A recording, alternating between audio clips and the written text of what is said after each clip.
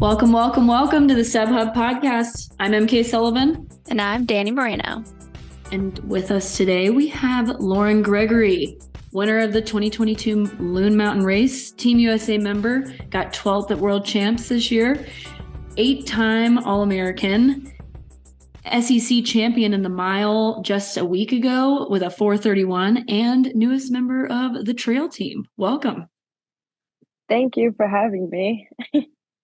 Yeah, we're so excited to talk to you and just all the members of the trail team. We have another episode with Grayson and Andy that's going to be coming out ahead of these interviews. And we just find the whole project so fascinating. It's very exciting for the sub ultra space. And so we want to introduce you all to the trail community for those folks who may not be aware of who you are yet. So first off, why were you interested in the trail team? You already have some trail results behind you, so you're not incredibly new to the space. I mean, you're on Team USA and you already have a gold medal for the team in the uphill. And so, yeah, what interested you about the team? Yeah, I think despite having done some trail races, they were really not extremely guided. I was kind of just doing what sounded fun, which I mean is, not the worst way to go about things, but I think meeting Grayson and seeing Andy again at the Challenge Salina in Italy in, I think, late August, they may have seen that there was some gaps in my approach to trail running and training and things. And so I'm really excited to actually, know what I'm doing and have some guidance and I don't know, just have people help me get off the ground. And I'm so used to the NCAA, so this next step will require some, more legwork and just adapting to changes. But I do want to make trail running part of my life moving forward. So yeah, I'm really excited for this opportunity to get some help. Yeah. So when did you start trail running? I know you've probably been a runner like most of your life, but I guess I grew up near Fort Collins, like east of Fort Collins, and I'd go and run Fort Collins Track Club when I was a kid, and my mom would take me and we'd do track club, and then she'd pick up dinner and we'd go to where the old stadium was at CSU. And after track club, I guess I just was bored of hiking or something, or I guess track wasn't that difficult.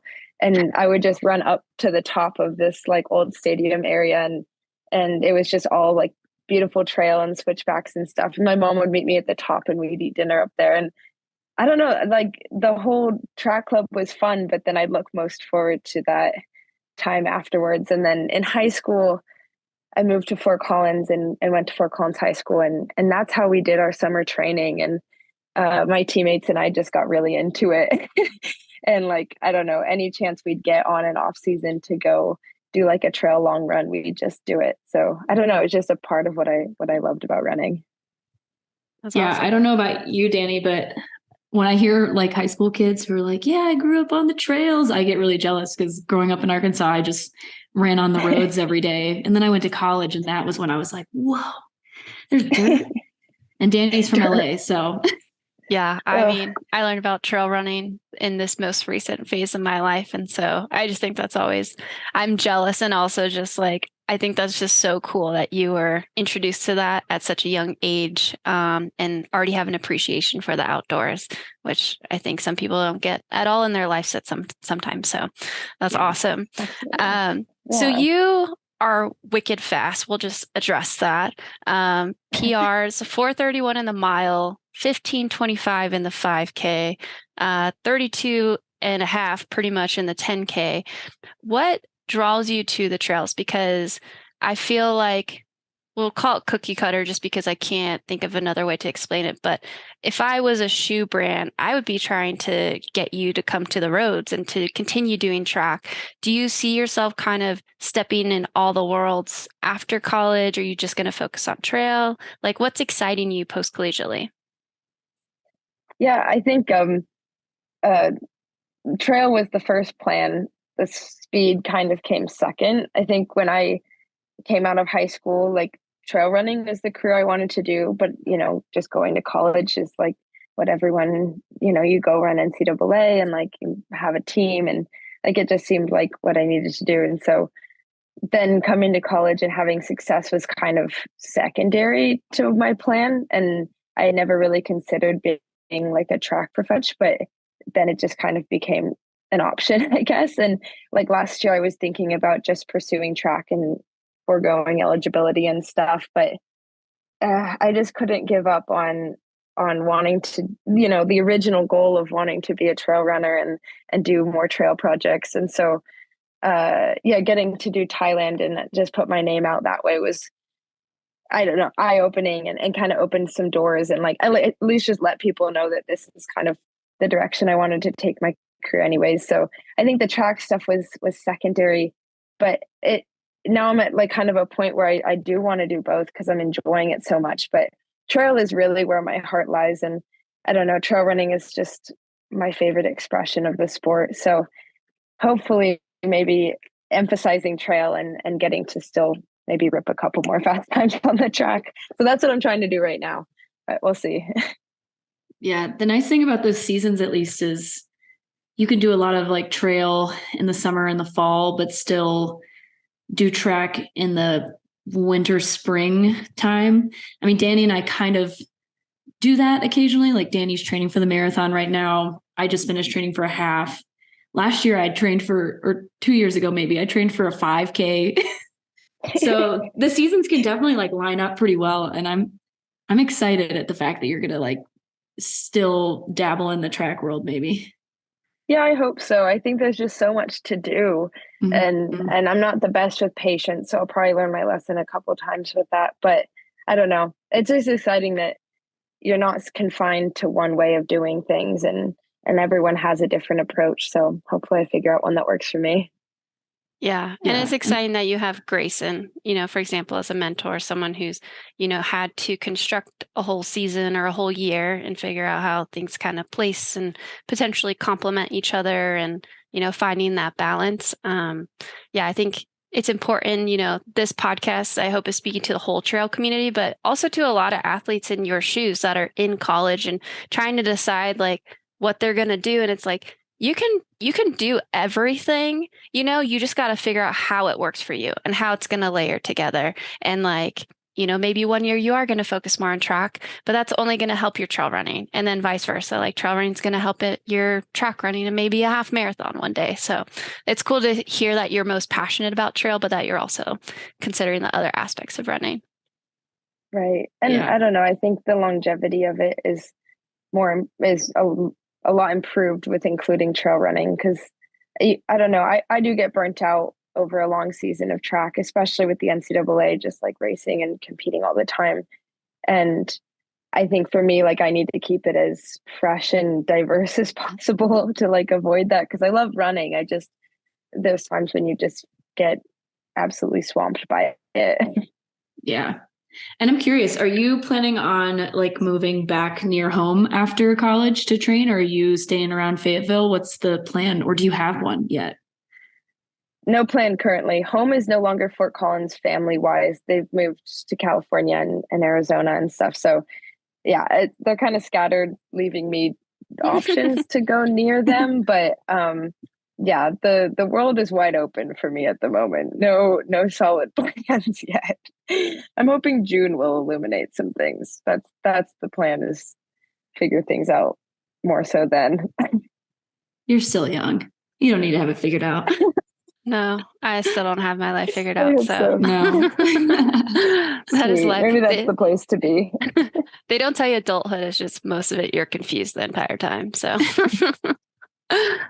that's awesome. So what? I'm not going to even try to pretend like I'm not confused then. Amen, Lauren. Keep it that way. Yes. So what distances are you interested in? I mean, trail running, there's such an expansive universe. You did the VK, you're on the VK world team, but now that you're kind of like going through this transition, are you still interested in shorter races like the VK? I know you did Sky Peaks, which for our listeners out there, Lauren beat me coming into that race, which was really cool to see her up there. So yeah, like what distances, maybe what races are exciting to you right now? Oh man.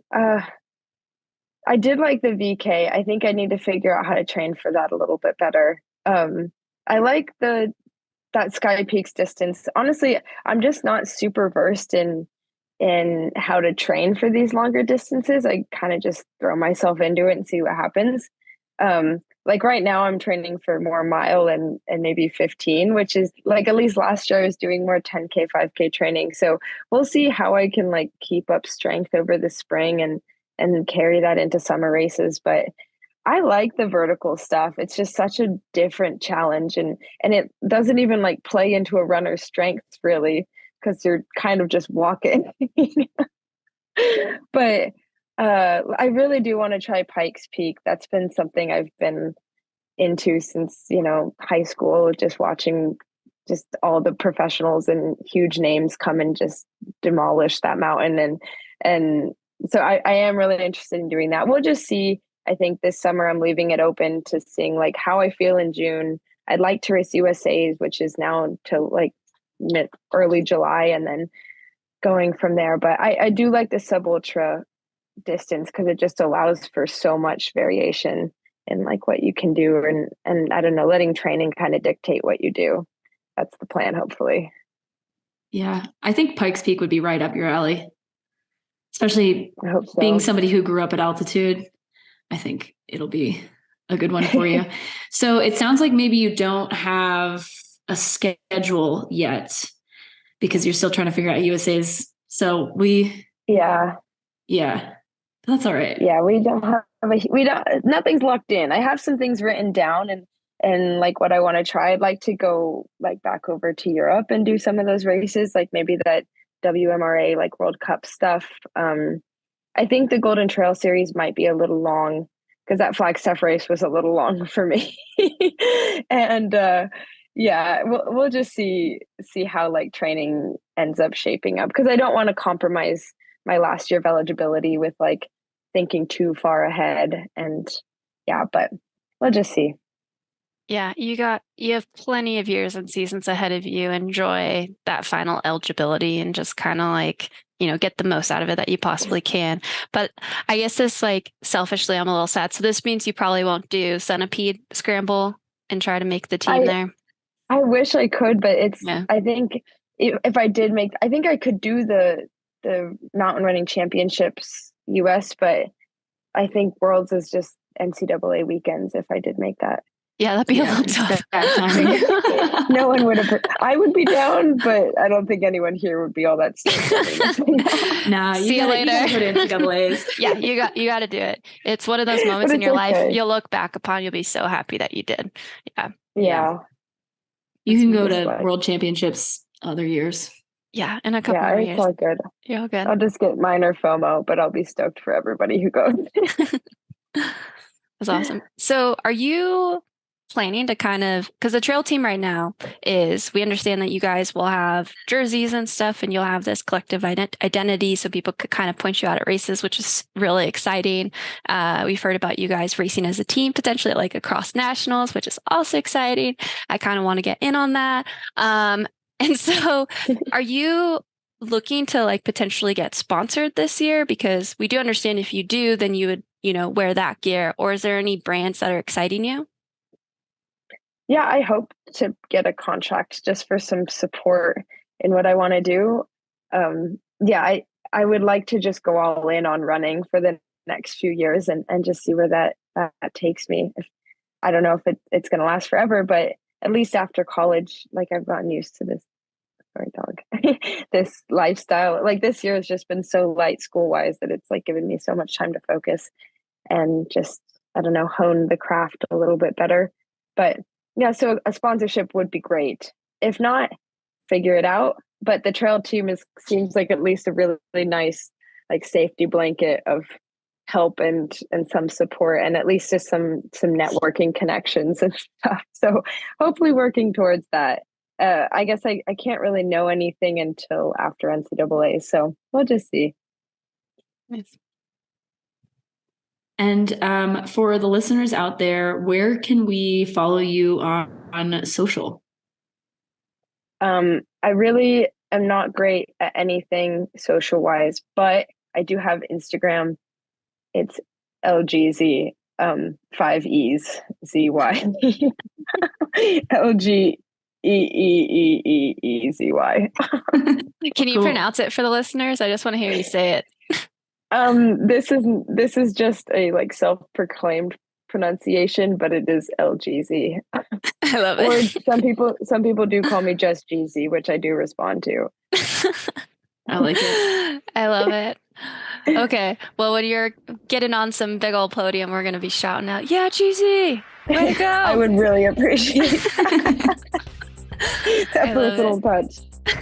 Well, thank you so much for joining us today, Lauren. We will definitely have you on in the future. And yeah, thanks to all the listeners out there for listening to the Sub Hub.